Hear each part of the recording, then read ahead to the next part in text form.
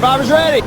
Go! Travis spoken. Boston Rob and Amber are gonna do it. This is a business trip, as I like to say.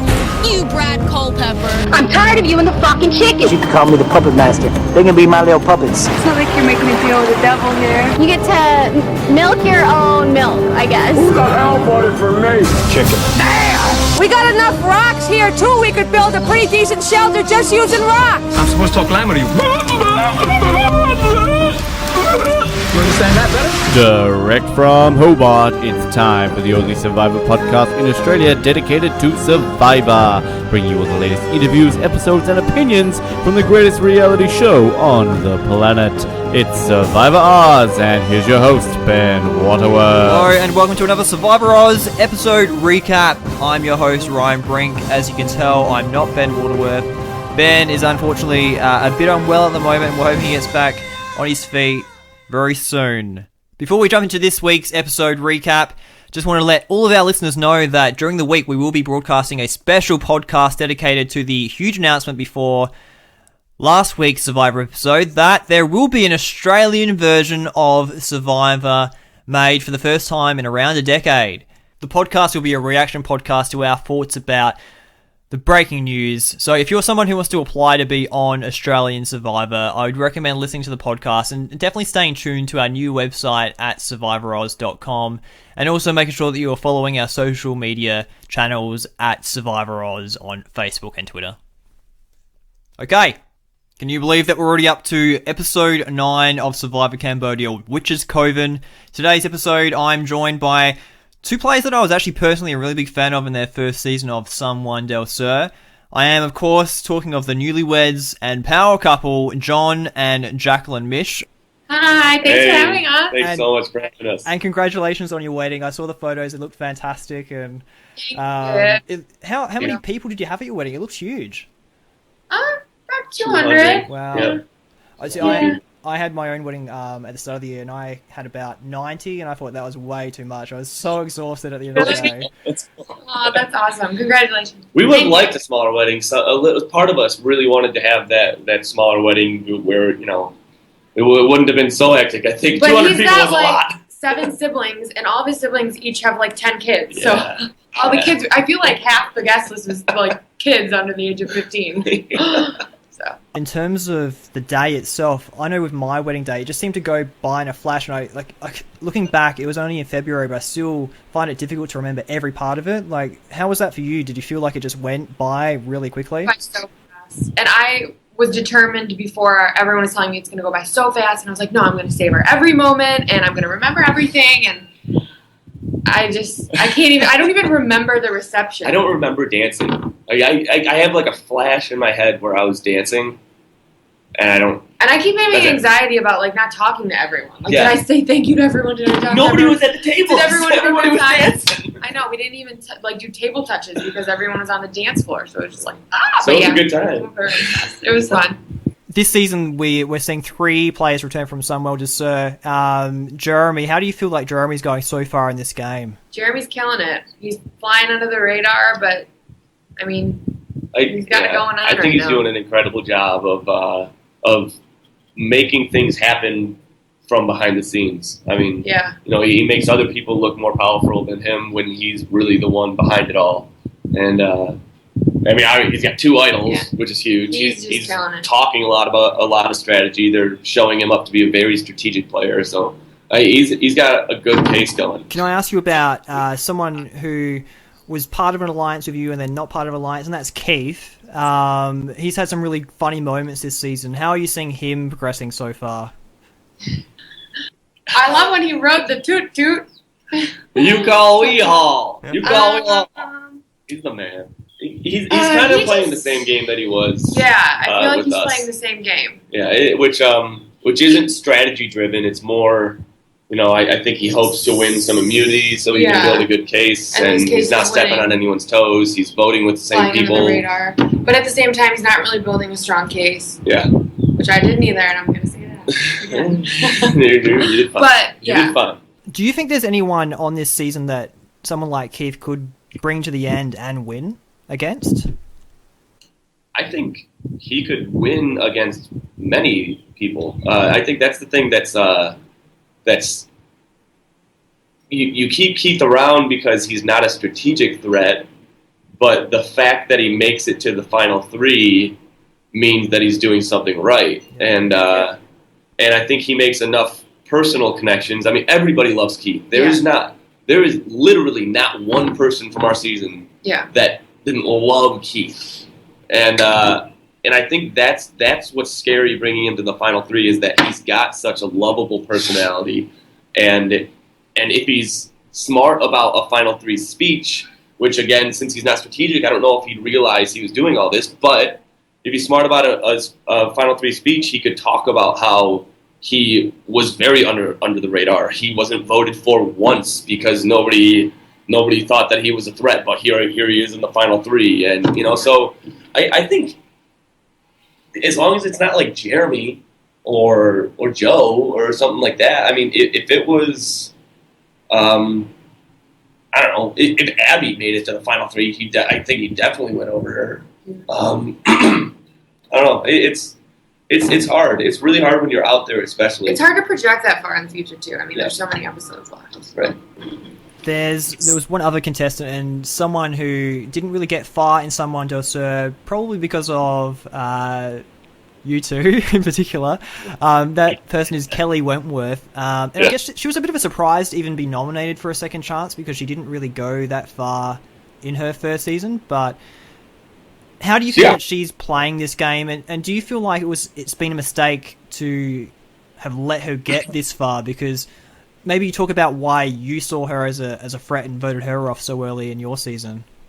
Yeah, I mean, the further she goes, the more moves she's going to make and the bigger case she's going to build to why she should win. I mean, she's really smart at this game. So, that wasn't really shown in the first season, her kind of strategic mind, but everyone knew on camp. I mean, Drew knew, like, after 2 days. Yeah, and I mean, we knew because I don't know if she's doing what she did when we were there. Because on our season, she talked a lot about how much she knew about Survivor, and she called out the tribe swap before it happened. I mean, she was doing a lot of things that it was obvious she really knew this game.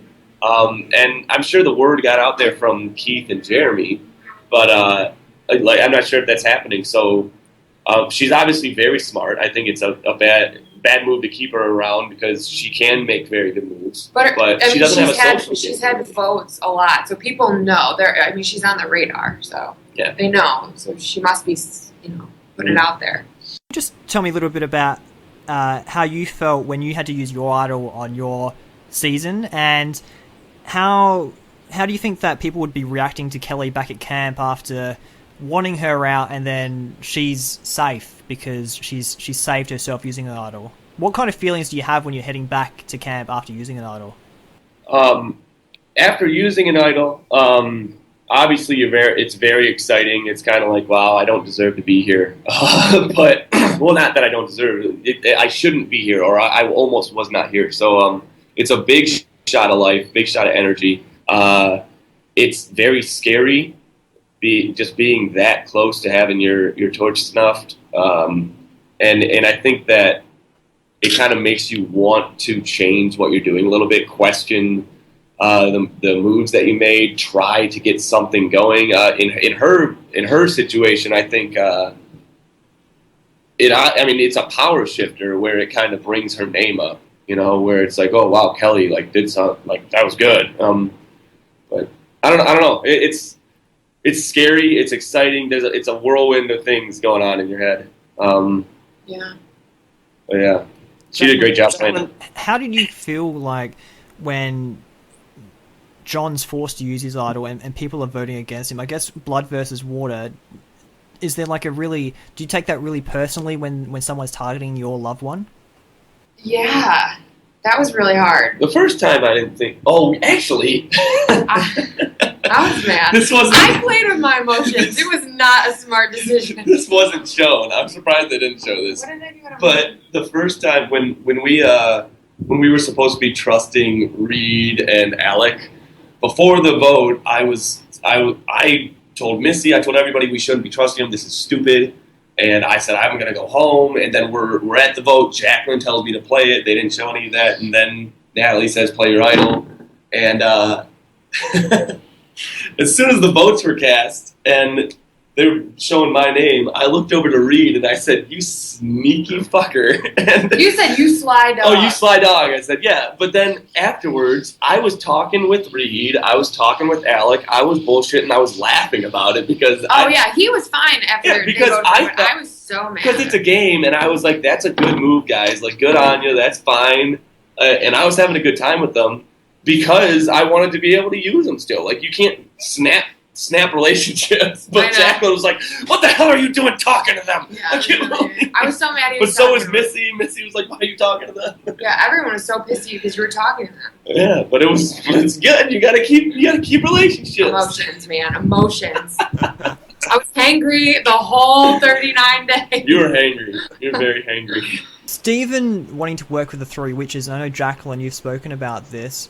Can you draw any parallels to your own season? And I guess in your season, we saw Natalie really want to keep Keith around and use him as a vote to help him. Do you feel like this is something that Steven might be doing this game, trying to use those witches to his advantage?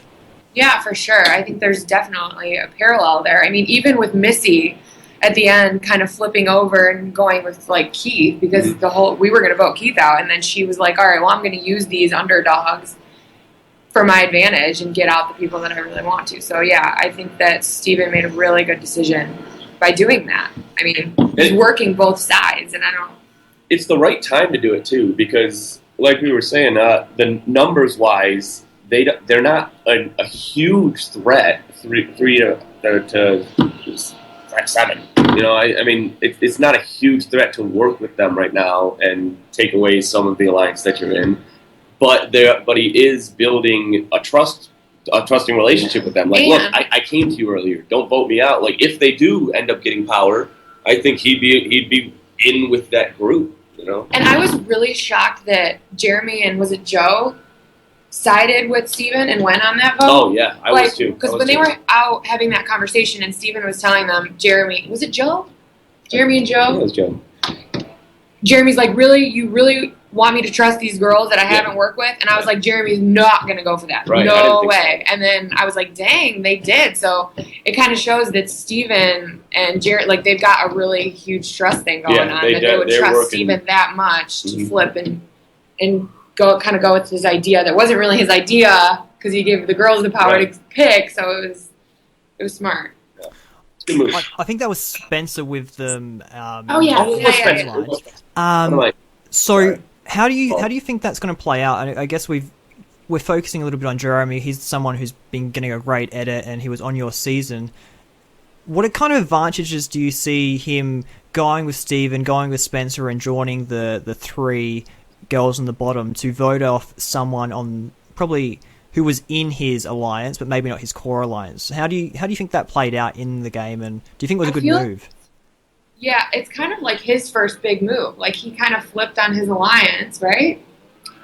I think it. Not a big move, but it's his first decision at Tribal to go against what he wanted to do. Yeah, I don't know. I think it's I think it was a good. Like I said, I think it's a good time. Kind of weave between the lines, like, you know, where you build a relationship with the people on the other side. So yeah, like I said, I think it's kind of the same as I said with Fishback. I think it was a good time. I think it was a smart move. Do I think it was risky? Yeah, it was risky, but I mean, I think it was the right move to make. Yeah, that was awesome. I was seriously shocked. Yeah, I was very shocked. Like, voted with them. But we were talking about the reward challenge. Can you just tell me about Jeremy? He's looking for an idol, and he seems to find it relatively easy. He walks down a path at night time, and it's there, just lit up in the tree, just hang there for him to take. How do you guys think that they played that out in the game, and what did that look like? It was a bit different to most idol finds where you find it in a tree and it's there. He had to actually duck away from camp and find it. They're putting such a new twist on it where you have to do something completely else, and sneak away from camp or be strategic in a whole other way when you're finding it. I like the change though, because I mean, looking for an idol, like we said earlier, it's not a terrible risk. I mean, it is like if somebody sees you, you don't want to be seen hunting for an idol, but I don't think that's something that you're going to get voted out for necessarily. Now, adding this whole twist where it's like, look, I have to leave camp in the middle of the night, It actually builds even more if you make it to the finals. Because Right. you can be like, look, I didn't just find an idol. I had to lie to all you guys and sneak away from camp, and none of you even suspected. Yeah. So I like it. It's cool. It's a really cool change. It's fun. Makes it harder. Makes it worth it. We haven't talked about the immunity challenge yet. So in this immunity challenge, we had the contestants. They're all in the water. They were standing on, I don't know, these triangle boxes, and they had to work their way up. And just in case anyone missed it, it was from brains versus brawn versus beauty, as I think we've heard repetitively that a lot of these challenges are. So we saw Joe get the victory again, but at the very beginning of the challenge, we saw Jeff get the axe out, cut the rope, and these buoys came up. And he didn't really give much away. He just said the first person to touch this buoy will have an advantage in the game.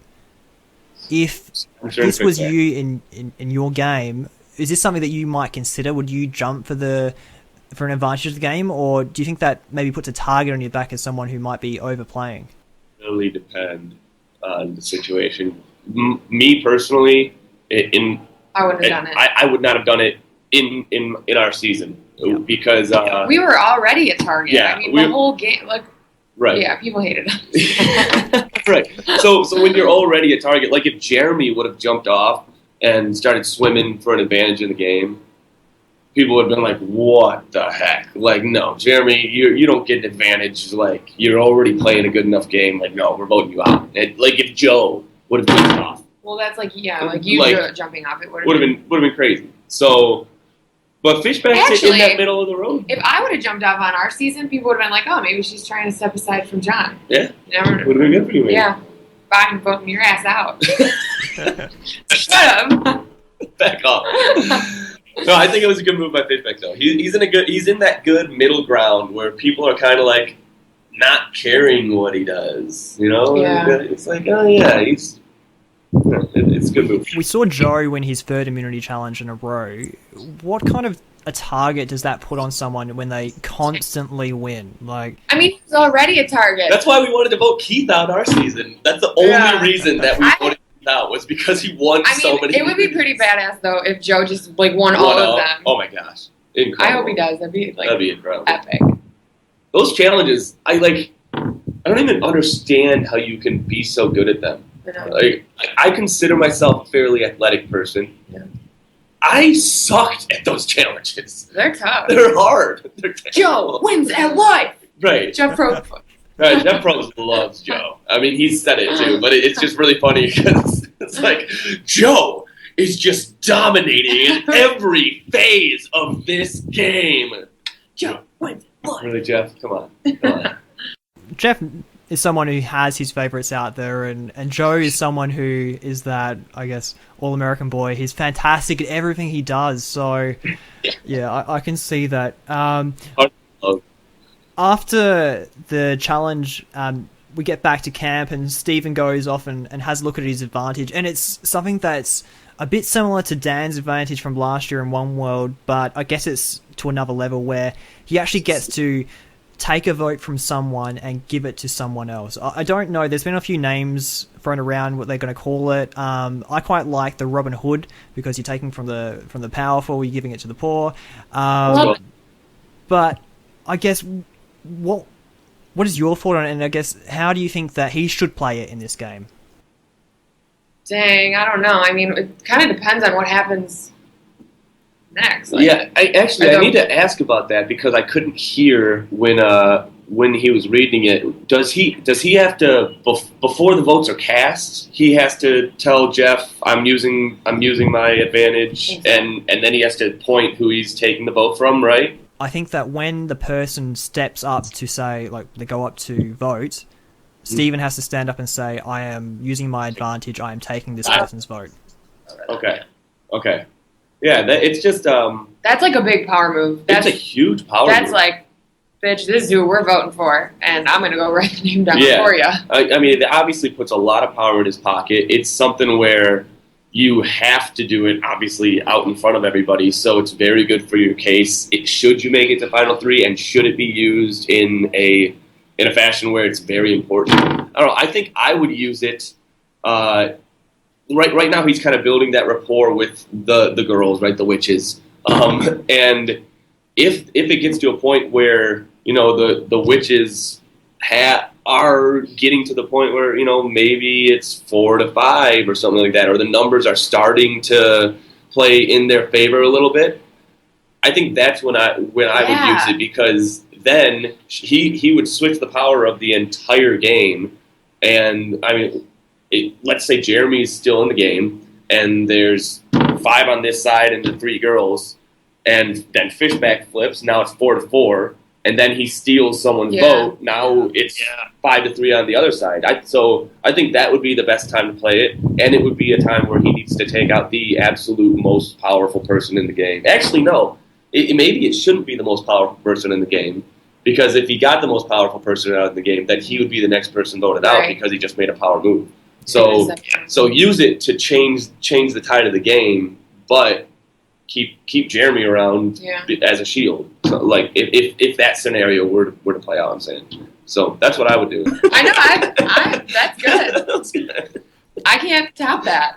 We're gonna go with him this time.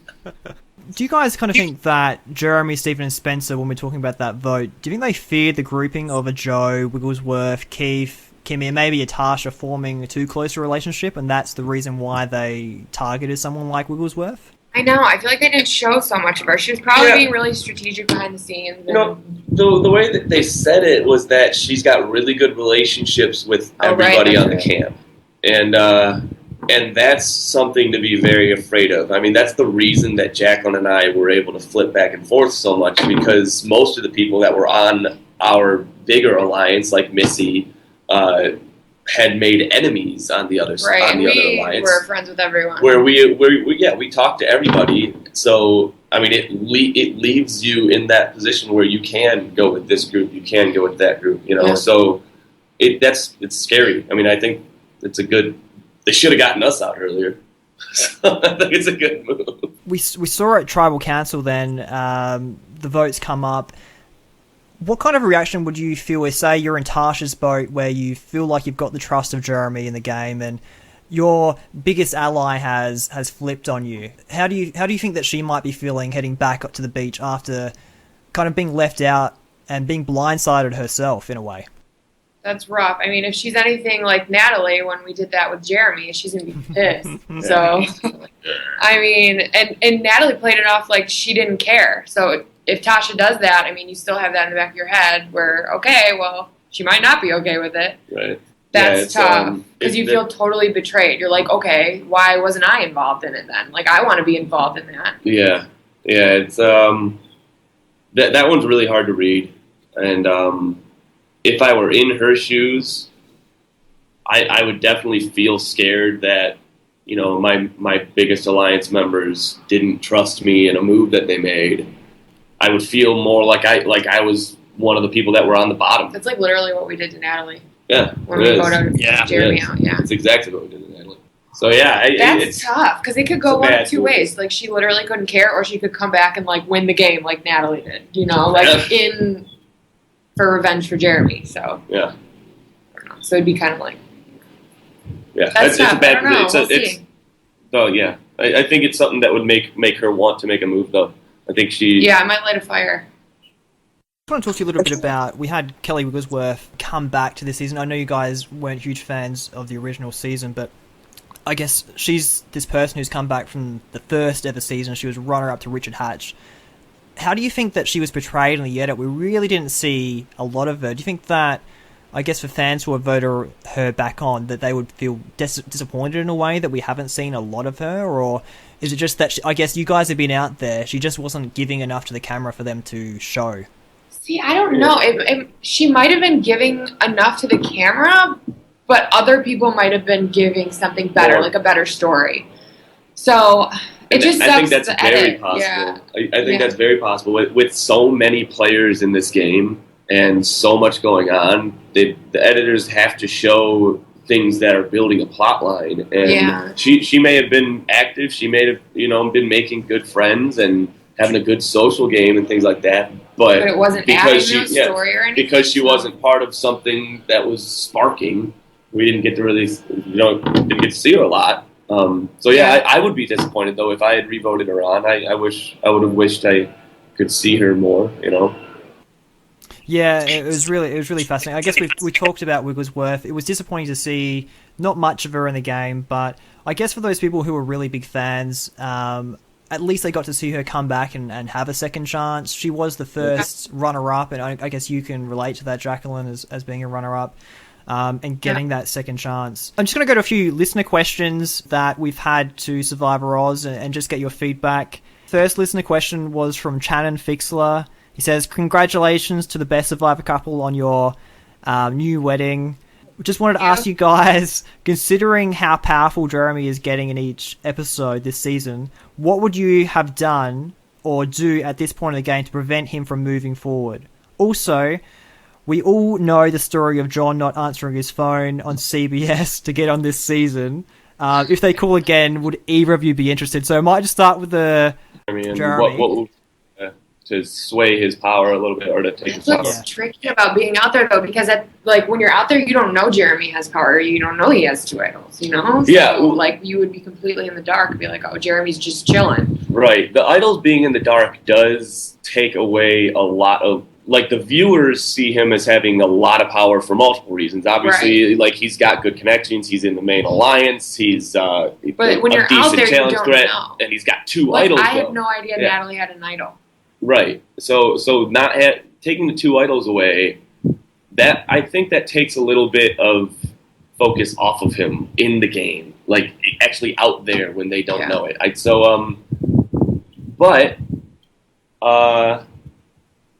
don't know, how would you cast it to be on him? I think Sierra is doing a decent job of that. Yeah.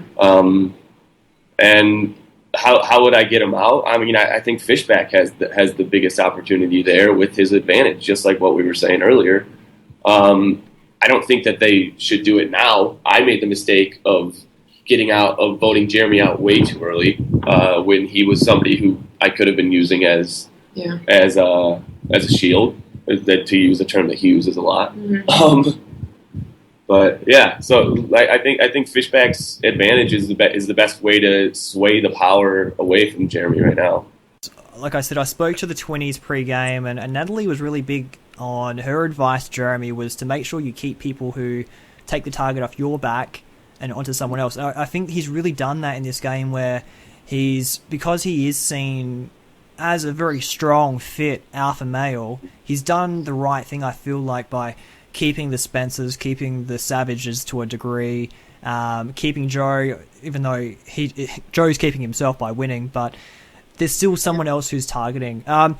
Just going on to that second part, if CBS called you, John, and wanted to find out, and we've heard the story about the voicemail. Jaclyn. We were with Jeremy and Val in Boston, and Jeremy had told us that he got the call. And so that kind of sparked John, why didn't I get the call? Yeah. And he looked at his voicemail, and 25 days prior, casting called him. It was 25 days before I looked at my voicemail that they had tried to call me. I had a private voicemail. I'm looking through my voicemail right now. Here it is. March 4th, I get a call. And Survivor, I hope you are doing well. Yeah. Can you hear this? Something I wanted to chat with you about. So give me a call as soon as you get this. You can reach me here at the office. Yeah. And we'll edit that. Yeah. You can reach me. But yeah, what you made at the very beginning, this is yada yada from Survivor. I would have loved to go back on. I still really, really hope that they take me back for another season. I actually made that clear to them. I sent an email out to the head casting director, and I let them know my schedule, which you're not supposed to do, but I did. He was very eager in his email. It was 5 paragraphs. It was not. It was a paragraph and a half. I'm John, you just got to be hey, I want to do this so bad. I love you all. Bye. And then they'll get the point. Yeah. But I'm going to be going into dental school, so this coming summer is the last chance that I'd have to go on it. unless I don't go on for 6 years. Yeah. That's never going to get on. We've seen the success of this season, so I think there's definitely going to be a chance for players who people want to see have a second chance come back. Just the success of the vote, the success of the season. Yeah. You can imagine maybe. Yeah. Too. That would be so cool. Heroes for villains too. You'd be a hero.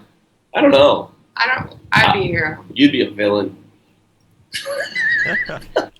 Give me $1 million. I want babies. Just continuing on from that, I know, Jaclyn, you were first approached to go on The Amazing Race, and we have seen survivors in the past go from Survivor onto The Amazing Race. Is that something that, if the opportunity came up for you and John to go and do the race, would that still be something that you would like to do? Totally, yeah.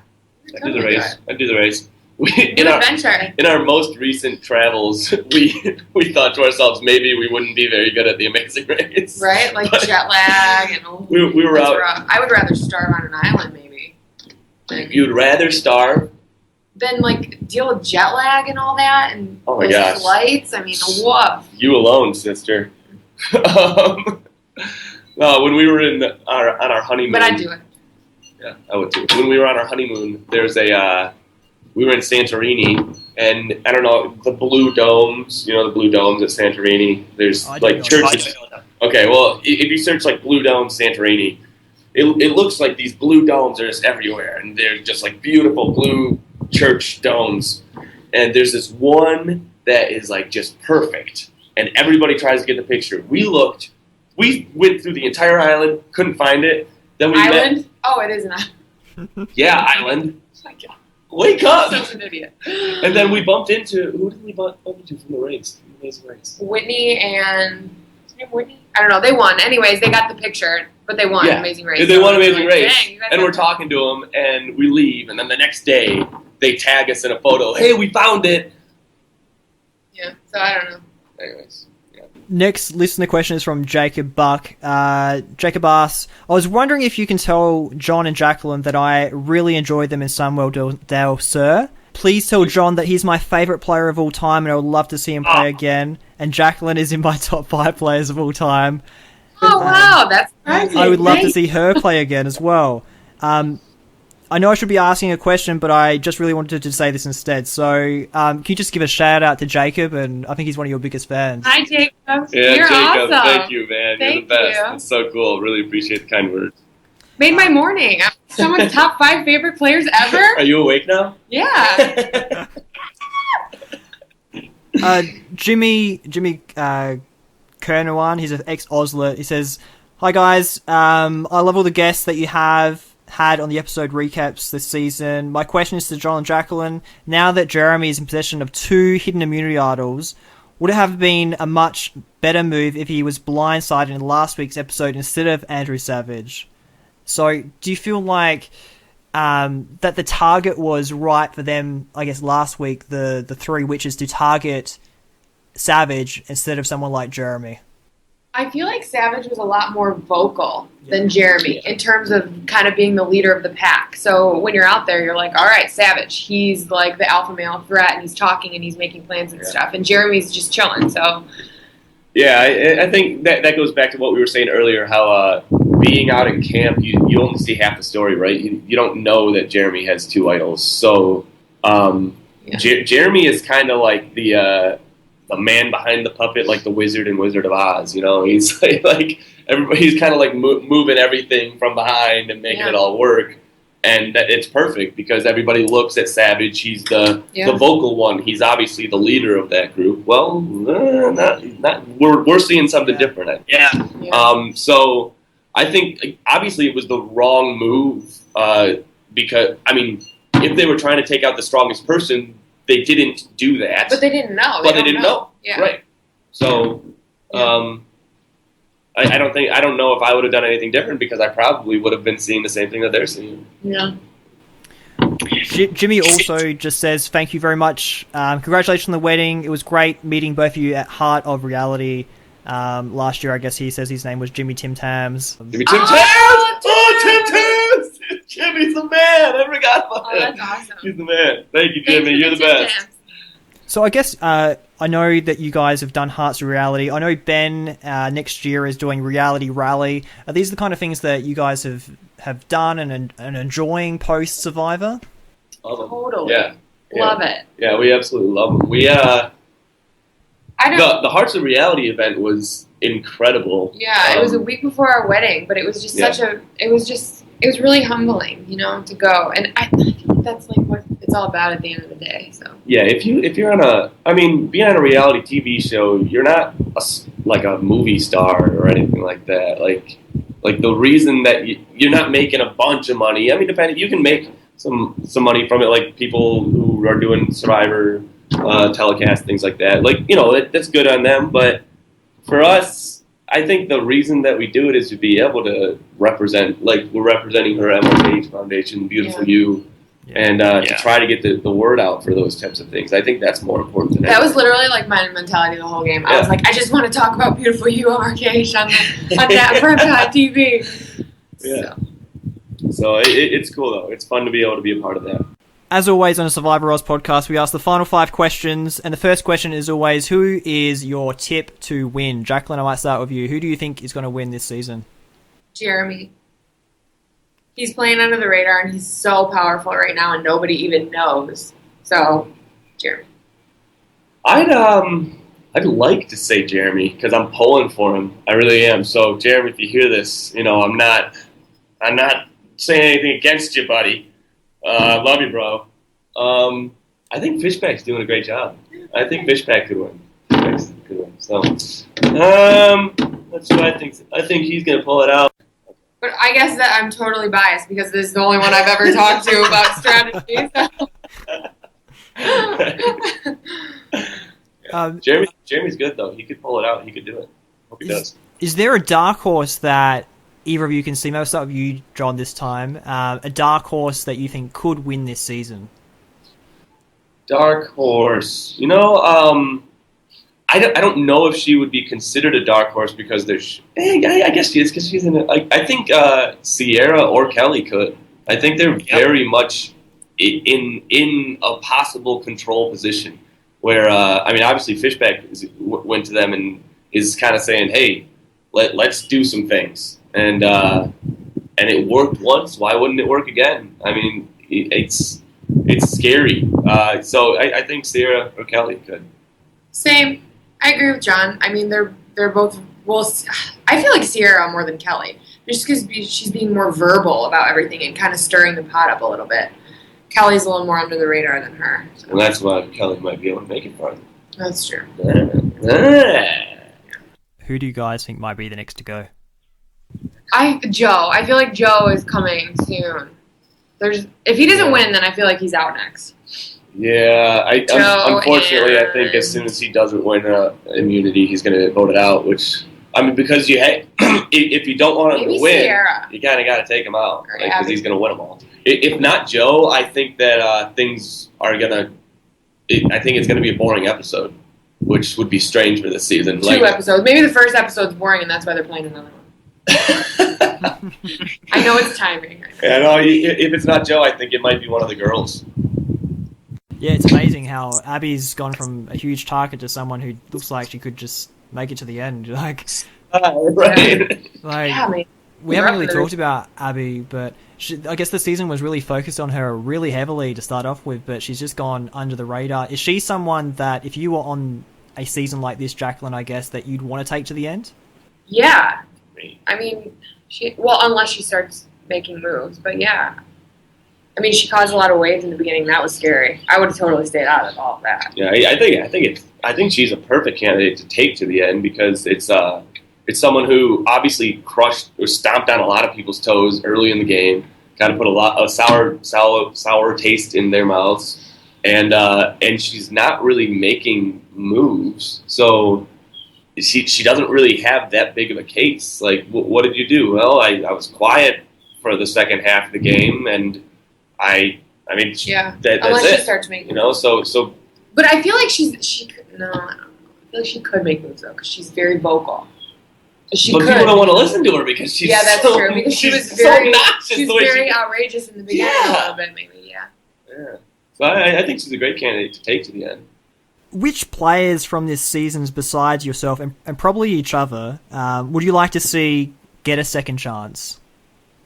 Is there anyone that you would like to see Drew to come back? Drew, come on, bring Drew back. Get the hashtag going. He would be so awesome. Are you kidding me? He was Hashtag bring back Drew. Hashtag bring back Drew. Come on, we can do this. Come on. Yeah, I just think he was a great comic relief, and he wanted to play. He really, really wanted to play, and I think he got a bad at it. Yeah, he got really terrible at it. He's an awesome guy. We gotta try to hang out with him while we're out here, actually. But yeah. Who else? Drew would be my number 1 vote. Number 2, Val. Val would be cool to see. I'd love to see Val back. Yeah, Val was someone who was so unlucky in her season. She really got unlucky. She was out of the game early, and she really never got a chance to play. So someone like Val would be terrific to see back, because I guess we saw in this season, we haven't talked about this, Jeremy's scene where he gets the 2 idols, and I know that you've been talking about that you have a close relationship with Jeremy and Val.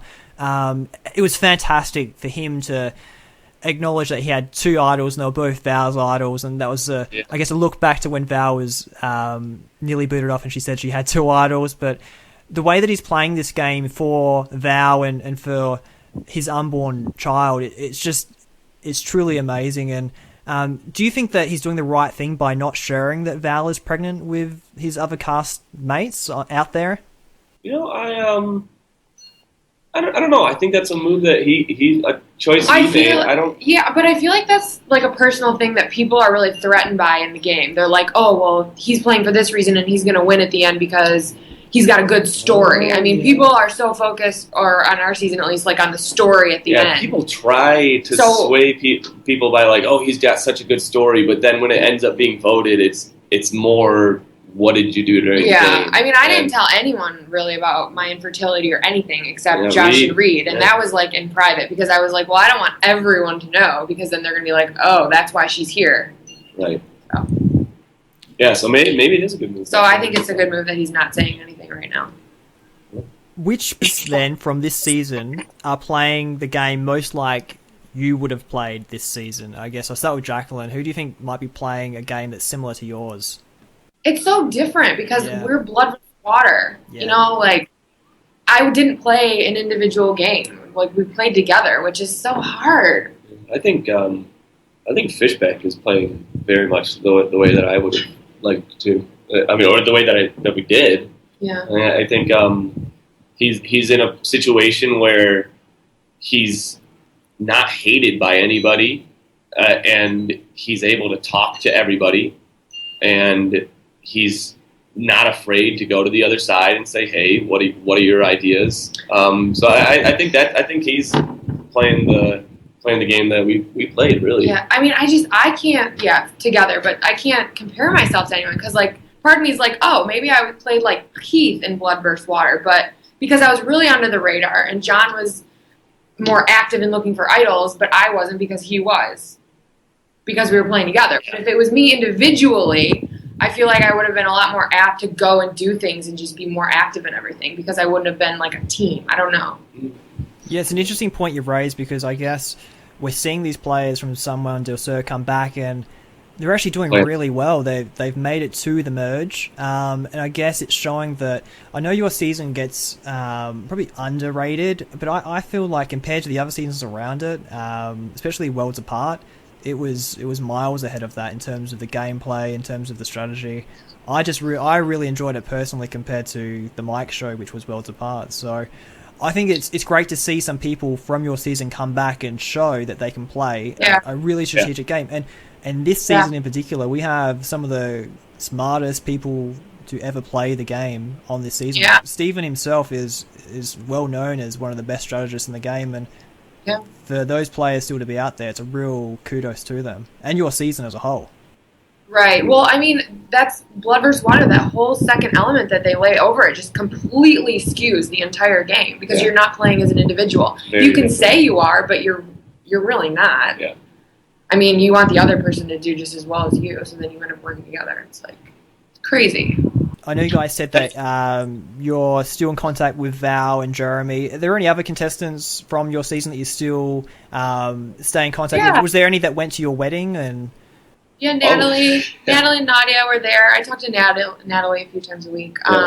Josh and Reed played piano for our and sang for us. Yeah, we talked to Josh and Reed a lot, actually. Reed.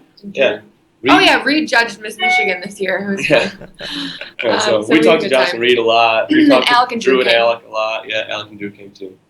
And it really, I mean, we talked to 12 out of the 18 everyone's people that really were close. Yeah. Not like really close, but we keep in touch, and they were at our wedding. Some really huge news in Australia is that one of the networks down here is actually relaunching Australian Survivor. And so I know a lot of people who are really huge into the game for the first time since 2002 actually have a chance to apply and potentially get onto a season. I guess I know that you guys came through the Amazing Race side of it, but for someone who's looking to apply for Survivor, what kind of advice would you give them? Maybe what should they be trying to do to sell themselves to someone who is casting this show? I think just being authentic is key. I mean, just try and set yourself apart from every other candidate. What makes you unique? What makes you different than everyone? What can you bring to the table that no one else can? Yeah, and you know, they want somebody who is not afraid to speak their mind. I think the thing that they hated most was when we first interviewed with them, they felt like we were going to be one of those couples that kind of were afraid to step on people's toes. Actually, Jeff even said that he didn't want us to be casted because he didn't think that we would make moves. He thought that we were going to be boring. And then somebody like overruled him and said, look, I don't know, whatever. They said something, but basically, obviously, we got on. So I think it's very important. They want someone who's opinionated. Well, they want somebody who think about the demographics that they fill. Like, literally think of, like, Australia and, like, each different type of person in each bucket. Like, you were the football player, I was the beauty queen, we've got the firefighters, we've got, you know, like, the different demographics that there are, and kind of bucket yourself into one of those that you fit most closely with, because that's literally what they're casting. Yeah, they have specific... To make the ratings really good. I mean, they want every demographic in Australia to be able to watch it and relate to it. So I would find somebody that's been on Survivor, like, find your favorite Survivor, who do you think you're the most like, and figure out why you're like them. And I would even like say that at some point, like, I think I am like Hayden. This is why, and things like that, you know, because that makes, but make sure it's real, because I actually said that I thought that I was like Tyson while I was in the interview. And Jeff Probst called me out. He said, "You are nothing like Tyson. Tyson would look me in the eye and tell me yada yada yada." I don't remember, but I remember being like, "Oh shit, yeah, I'm not Tyson." Hayden, I mean. Okay, that's better. You're gonna wake people up. Sorry, there's people around. This is great. Sorry, gosh. Joy kill, killjoy, joy kill. What the heck is a joy kill? That's what I would do. John, that's what marriage is like. You'll get used to it. Thanks, bud. Thanks for the advice. Just before you go, I know you guys are in Miami. How long are you guys there for, and what are you planning on doing while you're there? We're spending Thanksgiving with John's dad. Oh, fantastic. Yeah, we're here for like 3 days. Yeah, we're here for 3 days. And it's not too personal, John. How is your dad going? He's doing really well. It's actually incredible. He just had an appointment. Yeah, he just had an appointment. Doing really well. He was supposed to have passed away last November, and he's obviously still doing great. He just had an appointment that they said they're amazed with how he's reacting to the treatment, so they're going to try something new, and it's absolutely incredible. The brain We're very tumors blessed. are growing, so it's good. Yeah. Many people who listen to this podcast, and I know me personally, we've had members of our families who have been affected by cancer, so like all our prayers go out to you, John, your family, and look, it's a very difficult time, but your dad's fighting strong, and my prayers are with him. Thank you very much. Appreciate that very much. All right, and that's where we'll finish, guys. Thank you so much for taking the time to be with us today. I know Ben, again, is really apologetic that he couldn't be here, but I'm... Hey, Dad! You still going on? Yeah, well, Okay, we're wrapping up right now. Saying goodbye right now. Right. Hello, Mr. Misch. All right, so thank you very much for joining us today, and we really appreciate it, and we hope to see you in some form down the track. And John, good luck at dental school. I know you do great. And thank you. Appreciate it. Yeah, I had my wisdom teeth out last year, so be kind, okay? There you go. Thank you very much. She's got her LSAT coming up in less than a month, so good luck to her on that for law school. Oh, you're going to law school? Wow. I'm going to attempt, I'm taking the LSAT in 2 weeks. I want to go into reproductive law, reproductive justice and health law, so we'll see. It's one of those areas that if you can get into a field where you're really passionate about, and you're talking about getting into reproduction law, that's really fantastic, and I'm sure you'll do fantastic in it. Thank you. I'm excited. Yeah, it is exciting. All right, thanks, guys, and enjoy the rest of your holiday. And we said hello. Thank you. Yeah, I will. Have a great time in Miami. I'm so jealous already. I'm looking at the background. Bye. That finishes our episode recap. Episode 9 of Survivor Cambodia. Wow, the season's going so quickly, guys. Like, we're almost at the end. We've got a double episode coming up this week. Please make sure that you are following us on our social media platforms. That's Twitter at SurvivorOz. That's Facebook at SurvivorOz. That's www.survivoroz.com. Check out our new website. Let us know how you're finding it. If you're finding any issues, let us know on the Facebook or Twitter feed. Okay, thanks very much for listening today. Our podcast with John and Jaclyn, Misch, both fantastic and both people I'd love to see again. Leave your feedback on the website, on social media. Thanks. Bye, guys.